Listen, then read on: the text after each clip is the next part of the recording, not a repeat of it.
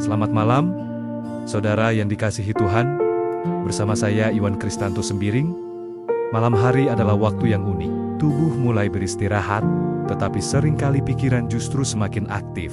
Saat kesibukan siang telah berlalu dan suasana menjadi sunyi, berbagai hal yang selama ini tertutup oleh aktivitas mulai bermunculan. Tagihan yang belum terbayar, pekerjaan yang belum selesai, hubungan yang sedang renggang, atau masa depan yang terasa tidak pasti. Semua datang bergantian memenuhi pikiran. Ada orang yang siang hari terlihat kuat dan tersenyum, tetapi ketika malam tiba, ia berperang sendirian di dalam kepalanya. Tubuhnya berada di atas tempat tidur, tetapi pikirannya berlari kemana-mana. Ia mencoba tidur, tetapi pikirannya berkata, bagaimana kalau besok gagal? Bagaimana kalau semuanya tidak berjalan sesuai rencana? Menariknya, Paulus menulis ayat ini bukan dari tempat yang nyaman. Ia sedang berada dalam penjara. Secara manusia, justru Paulus memiliki alasan untuk khawatir. Namun dari tempat yang penuh keterbatasan itu, ia berkata, janganlah hendaknya kamu khawatir tentang apapun juga. Ini menunjukkan bahwa damai sejahtera yang Tuhan berikan bukanlah damai karena masalah sudah selesai. Damai dari Tuhan adalah ketenangan yang tetap ada meskipun masalah belum selesai. Dunia berkata, tenanglah kalau semuanya sudah beres. Tetapi Tuhan berkata, percayalah kepadaku. Sekalipun semuanya belum beres.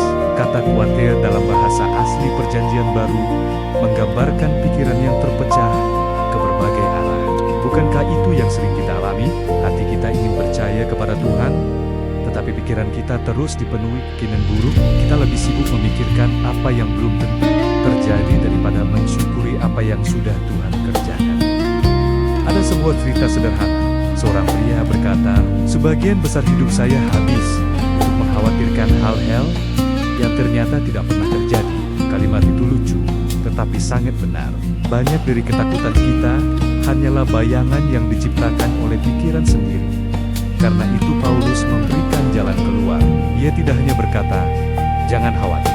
Ia berkata, nyatakanlah dalam segala hal keinginanmu kepada Allah. Artinya, bawalah semuanya kepada Tuhan.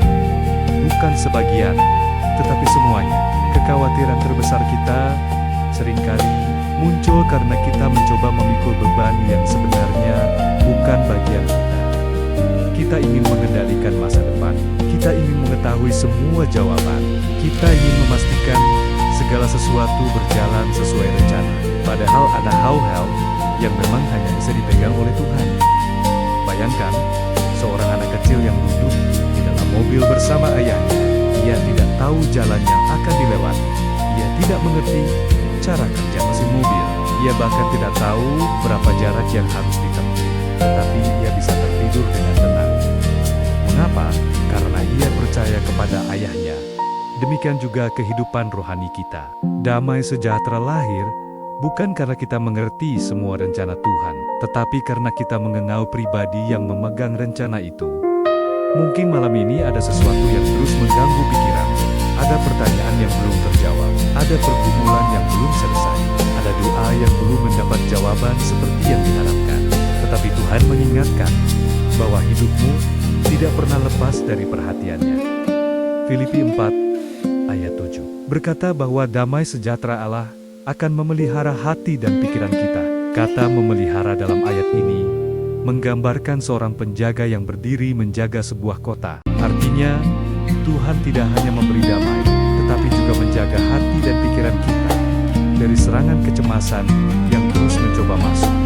Malam, sebelum memejamkan mata, cobalah berhenti sejenak. Tarik napas perlahan. Serahkan kepada Tuhan apa yang tidak mampu engkau selesaikan. Tidak semua pertanyaan harus dijawab malam ini. Tidak semua masalah harus selesai malam ini. Kadang yang kita perlukan hanyalah mengingat bahwa Tuhan tetap bekerja, bahkan ketika kita sedang tidur. Ada kalanya kita merasa harus memikirkan semuanya agar hidup tetap berjalan. Padahal, Tuhan tidak pernah meminta kita menjadi pengendali alam semesta. Posisi itu sudah ada pemiliknya, yaitu Tuhan sendiri. Karena itu, lepaskan apa yang tidak bisa kau kendalikan. Percayakan hari esok kepada Dia, yang sudah berada di sana terlebih dahulu. Biarkan hatimu beristirahat di dalam Kosinaya. Jika hari ini terasa berat, ingatlah bahwa Tuhan masih menopangmu. Jika hari ini penuh air mata, ingatlah bahwa Tuhan melihat setiap tetesnya. Dan jika malam ini pikiranmu tidak mau berhenti, ingatlah bahwa kasih Tuhan tidak pernah berhenti menjagamu. Selamat beristirahat. Biarlah damai sejahtera Allah yang melampaui segala akal memenuhi hati dan pikiranmu malam ini. Sebab ketika kita tidak sanggup memegang hari esok, Tuhan tetap sanggup memegang hidup kita. Mari kita berdoa. Allah Bapa, malam ini aku menyerahkan segala kekhawatiran, ketakutan, dan beban pikiranku kepadamu.